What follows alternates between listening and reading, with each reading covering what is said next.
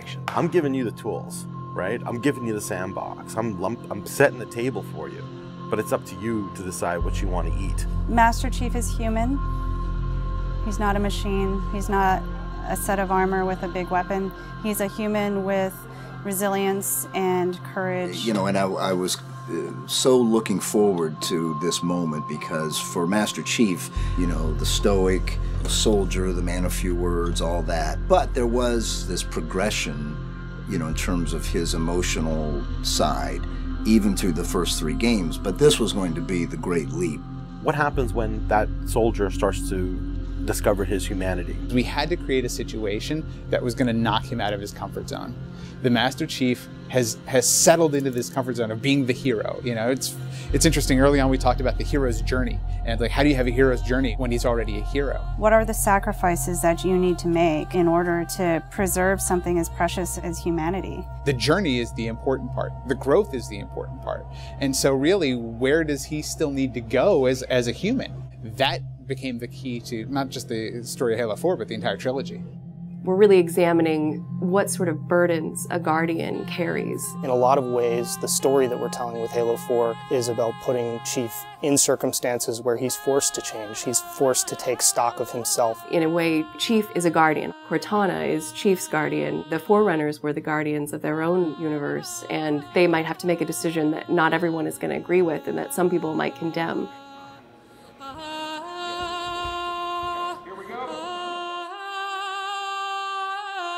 It's almost like you're a little kid and you're just playing make-believe again. So you imagine everything. The table's here. The plinth for Cortana is here. There's a window here. Ready, go.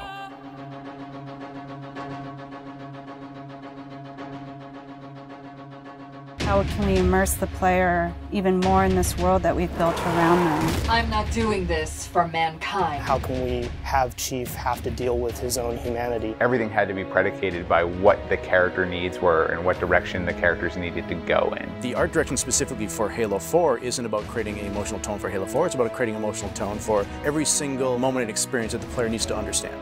Similar to what we said is that, you know, we build what we need to see. We can't look too far this way or it starts to fall apart. But back in here, things are looking good. Film is like, I'm going to create something and it's going to be awesome and I'm going to polish it and I'm going to own it, but I'm going to share it with you, which is very different than game storytelling, which is I'm going to give you all the tools, I'm going to give you all the possibilities, and it's up to you to discover it. Answering questions and answering the directions that the narrative had already taken to find the path forward for us as we started to tell the story. We're always telling these huge, big stories. We've got Infinity, it's the biggest ship that has ever been launched. We've got Requiem, which is like the biggest Forerunner artifact we've ever found. But in the middle of all of that, we've got this very small personal story between Master Chief and Cortana. You tell a story with every detail that you put into a game. Immersion is really what allows somebody to believe your universe and also to become emotionally caught up in your universe. Ready to get back to work? I thought you'd never ask. How do we make sure the sights and the sounds and the things that they're feeling as a player inhabiting that suit really comes through more clearly? And you know, technology has allowed us to do that with much higher fidelity than back in the CE days. Okay, so those are definitely bigger ones. Yeah, those start to get. Just because we've got more people. Let's roll video. Yeah. So this will be just video and audio only, no face, no mocap. In that case, you won't mind if we return the favor. As we design these things, we put together the best plan. Until it actually touches an actor, it lacks humanity. Having the ability to work with the actors on stage, capturing their face, body, and voice at the same time, really gives us an opportunity to create an immersive experience for the actors. Working at Giant, we could have at least 8 actors in the same volume at the same time. So the objects that they're acting around and the people that they're acting with, against, through, and toward are there in the scene with them, and it makes a huge difference. We sent out a breakdown for the characters and how we wanted them to feel. We ended up getting, what, 80 or 90 submissions back through our casting team. Casting for the Master Chief is tough. You need a performer that has a really raw physicality to him, and yet he has to, within the confines of this suit, be able to relate and relay emotion. I like to express myself. I freely do it. I wholly do it. I enjoy it. And so pulling back on all of those instincts is what's required to play him. Imagine that translating to a 3D model with huge armor and making sure the personality of Chief's movement comes through that armor was really critical. And that really came down to Bruce's acting, his physical stature, and really his physicality as he went through all of the performance. You'll never see his face or hear his voice, but all of the other actors that are playing off of him have received so much from him in their performances, and I think that they would all agree with that. This is the low-res asset of Chief. We were afforded a little bit more budget since he's our hero. From the art process, storytelling is just about engaging the player. You don't have to answer any questions. You don't have to take them through a lot of loops of feeling. If the player is engaged, I think you've got the start. So Master Chief's a difficult one because he's a dude in a helmet. There's such a, particularly in science fiction, such a fantastic history of people being completely realized as people without having their face as a tool. For us, it's making him feel like a real person. We have a nude male sculpt, and then from there we sculpt it on physically a tech suit. And on top of this, guys, when we spend time just doing all the details and trying to add some of that functionality, even little bits here and there like Braille, and this just reads 117.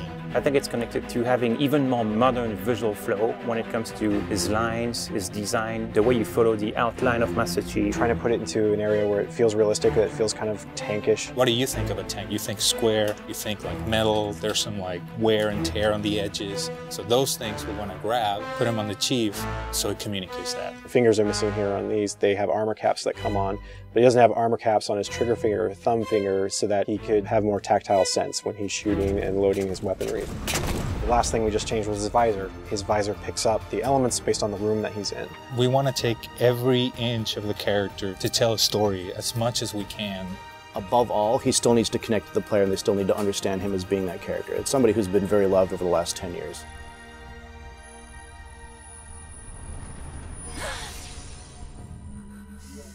The irony here, right, is that we have a character who's not human at all in Cortana. I was put into service 8 years ago. She is the most human character that we have in the story.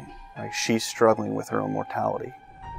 AIs deteriorate after 7, Chief. That's something that everybody struggles with. That's the most, human it gets. If we can just get back to Earth and find Halsey, she can fix this. Everyone has to figure out what it means to die.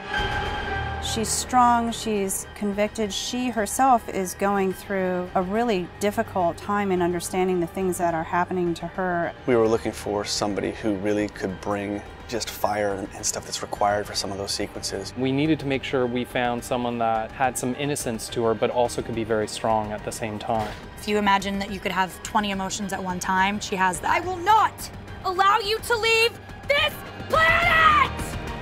She's really the heart of the game and the heart of Master Chief and explains what's going on and why it's a problem. I didn't mean to.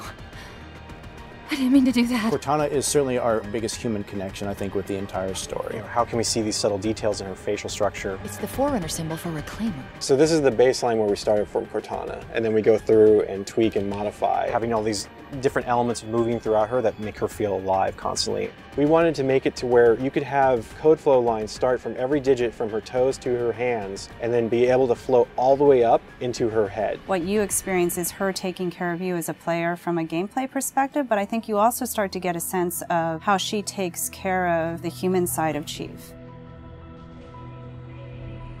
Wake me when you need me. They spotted us. Bringing Jen and Steve in and having them layer their voices over the character performances in the cinematics, that just brought the whole experience together. You look at just the number of lines that the Chief has had over the course of the franchise, and it's not a lot. How much firepower would you need?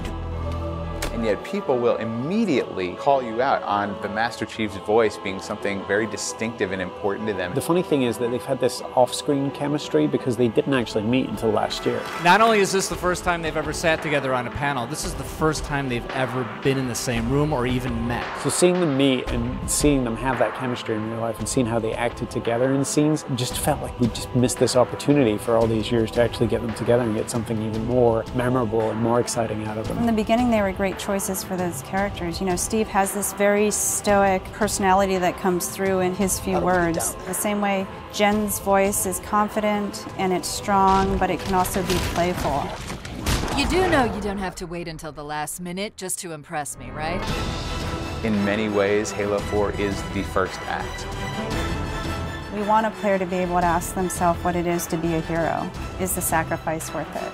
I often think of him as like Atlas, you know, like he's got the weight of the world on his shoulders all the time. Chief and Cortana are the same person, but she has always been the reflection of his humanity.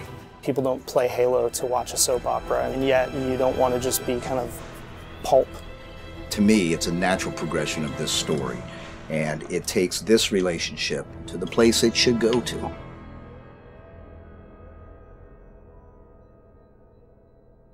Don't make a girl a promise you can't keep.